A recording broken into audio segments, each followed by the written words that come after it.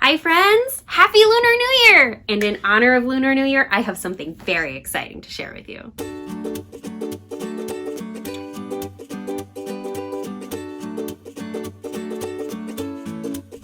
Hey everyone! As you might know already, today is the first day of Lunar New Year.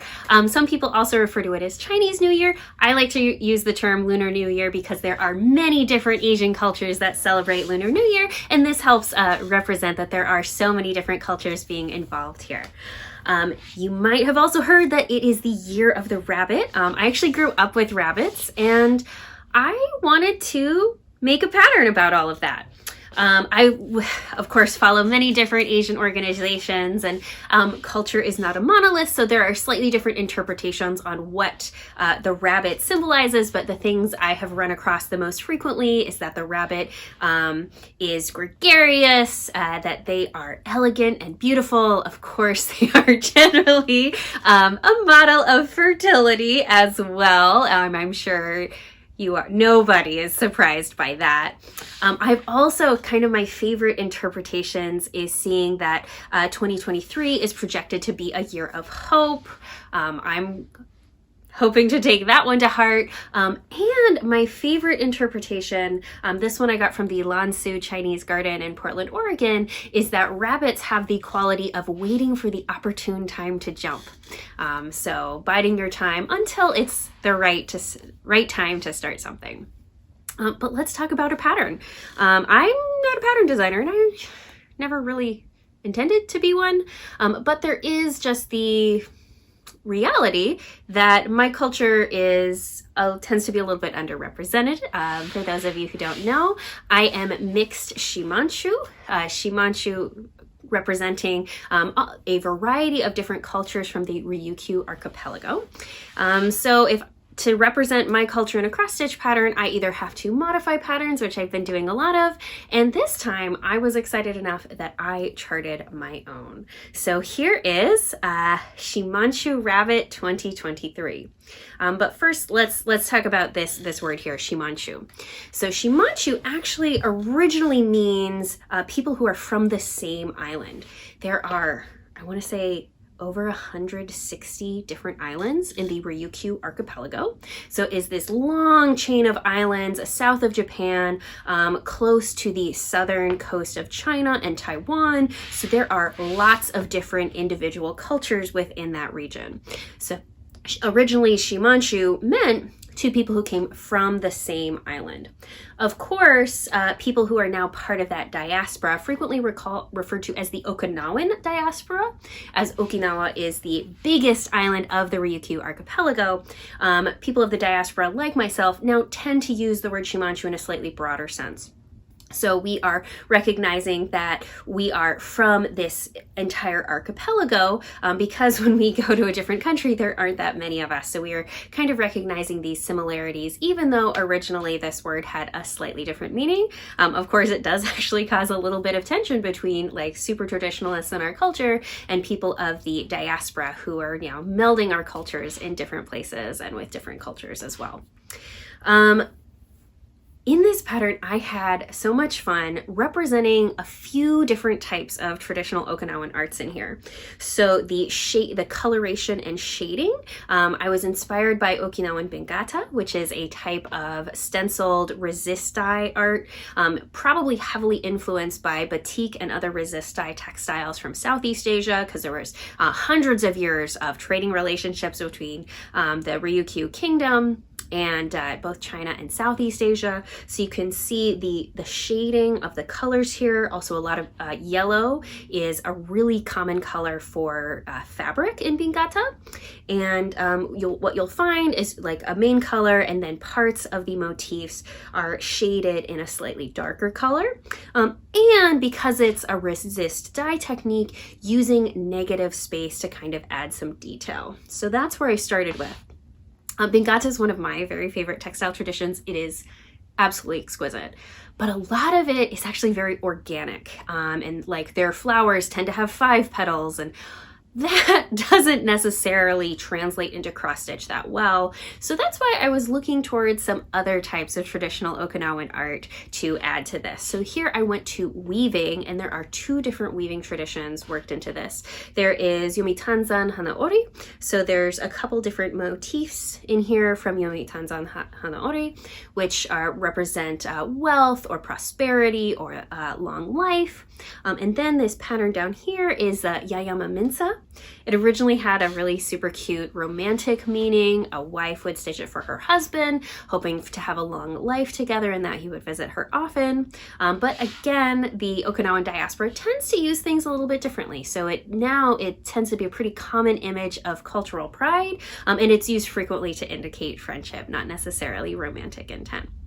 So there are so many different motifs in here, but I also want to tell you a little bit about the story behind this pattern, because I actually had a different version that I stitched first. So you notice this one is much smaller. So this is 2/2 on 36 count. This has the same dimensions, but this is 1/1 on 28 count, so a little bit smaller. You also notice there's some differences in the design, because I learned a lot as a designer. So first, you'll notice the shading in the colors of the pinks is a little bit more extreme. So I did shift which pinks I was using, because I thought this was a little bit too much. And I also didn't quite like how I did the shading in the ears. So this I changed in the charting of the pattern. I love this fabric. This is XJU Design Full Bloom, which is this beautiful purple with a little bit of modeling. It does have a little bit of darker purple, just not on this tiny scrap. But the pink and the purple were too close in intensity, so it doesn't stand out as much. So that's why I changed to the different background fabric. Updated the shading and some of the charting here. I think it's a little bit better. You might also notice that this motif is different on this rabbit. That's because this is my family crest. So when I wanted to share this pattern with all of you, I did update it and make it a little flower here instead. This is an 8-pointed flower, kind of inspired by the Hanagasa flower hats that are frequently worn by traditional Okinawan dancers, but only kind of loosely. Full disclosure, I partially chose an 8-pointed flower because it's easy to represent in cross stitch, because sometimes you do have to figure out like what works for this medium, because there are certain things that are gorgeously done in Bengata that just don't translate well to cross stitch, because it does have this very square feeling to all of the designs. You might also notice I included a little bit of a border here. I wasn't sold by it, so I took out the border for the final chart. Yeah, I'm really excited by how this turned out, and I'm really glad I stitched it twice. I could kind of tell when I started this first one that the colors weren't quite right, but I decided to just power through because I needed to see how it would look, and it helped me have this end result. So I have a little bit of a wave motif here. Again, you find that a lot in Bengata.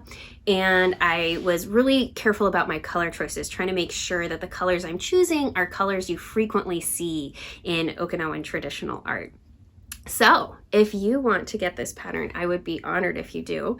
I put together a pattern booklet that of course has the pattern in black and white symbols and color symbols, but also a little bit of background information on the historical or the cultural relevance of each of the motifs, and there are links where you can learn more.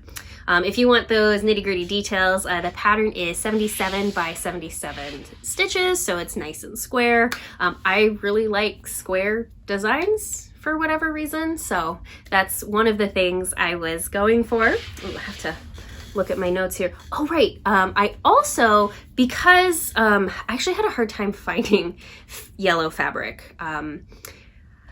I find it really difficult to find a yellow I like in cross-stitch fabric. This was actually lucky because I bought this a while ago from XJU Design. And when I originally bought it, it's the color Baby Sheep. I actually thought it was more of an ecru. I didn't realize it was a light yellow, so that was just a happy mistake there. And when I originally bought it, I was like, oh, like this is beautiful, but like, what am I going to use this for? And it's just kind of been sitting in my stash. And then when I started stitching this, I remembered I had it, and I am so excited. but now I feel like I'm gonna have to like very carefully ration this fabric because it is just such a nice background for anything Bengata or Okinawan inspired. So thank you Extreme Design for this lovely fabric. And if you happen to find beautiful yellow cross stitch fabric, please do let me know because I want to go find some more of this.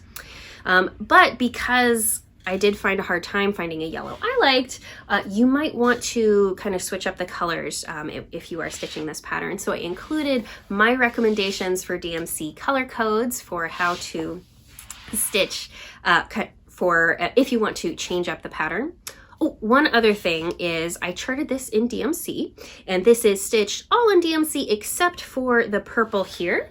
I used Leo and Roxy's floss in Duchess. However, this was a one of a kind and isn't available anymore, but you might want to figure out if there is another dark purple that you would like to use for this pattern. I had a lot of lovely encouragement. Nati, thank you so much. She was cheering me on. I was sharing her some early versions of this pattern in my stitching. And I was heavily inspired by Ana Aguayo of Peruvian Flair, as she has been stitching these most beautiful patterns of traditional Peruvian culture, primarily pre-Columbian Peruvian culture. And that really inspired me to think that maybe I could do the same. And I know Miriam of Marumi Crafts and Marumi Designs has been similarly inspired, and it's been so lovely to see all of her designs based on Iranian culture coming to life. And lastly, thank you to Kaylee. Since this is my first ever pattern, I had to set up an online store and I decided to use Ko-fi. And I was trying to like confirm that everything was working, all the payment things were lined up so that when I shared this, you know, people would, if people wanted to buy the pattern, they could go to the link and it would, you know, work. So I tried to buy it myself and I kept on running into these errors. But I wasn't sure if it was just because something was wrong or it's because I'm trying to buy my own pattern, trying to buy something for myself. So I had to be like, hey, Kaylee, can you buy my pattern? Can you tell me if this works or not? So thank you so much, Kaylee. I really appreciate it. And yeah.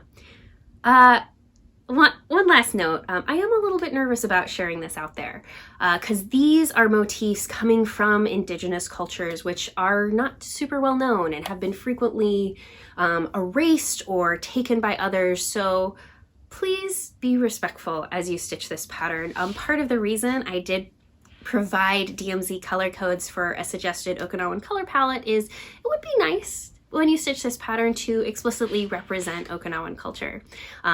I know part of stitching and crafting is making it your own, and you should definitely do that, but try and do that from a basis of we're also respecting traditional Okinawan culture as well. That would really make me happy. Another thing that would be really cool is to continue your appreciation of Okinawan culture. 2 places to go next are the Hawaii United Okinawa Association. They put on excellent cultural events, and please do donate because they need money to continue doing the good work they're doing. And the other place you can donate is the Peace for Okinawa Coalition, which continues to fight for the rights of Okinawa in the United Nations. So thank you so much for being here, and I look forward to your stitching.